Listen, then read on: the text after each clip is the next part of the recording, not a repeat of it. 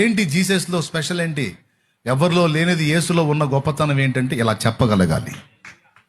ఎందుకు నమ్మావు యేసు ప్రభునంటే, సమస్యలు నా బేసిక్ కాదు, ఫస్ట్ తెలియక సమస్యలే అనుకున్నాను, కానీ తీరుస్తాడు అనుకున్నాను, కానీ తీర్చకపోయినా ఇంకా నీ రప్పించినా నేను యేసును మాత్రం వదలను. ఎందుకంటే ఉన్న దేవుడు నిజమైన దేవుడు, దేవుడు అనడానికి యోగ్యుడు.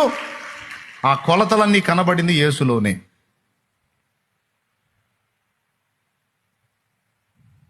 మిగిలినోళ్ళు నీతి మాటలు చెప్పుండొచ్చు, కానీ నీతిని అనుసరించి బతకలేదు.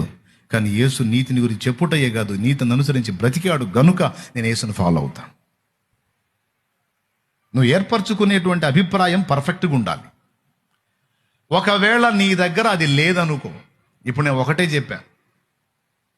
నెంబర్ 1, యేసులో ప్రేమ నెరవేరింది, న్యాయం నెరవేరింది, పాపానికి శిక్ష పడింది, పాపికి రక్షణ దొరికింది.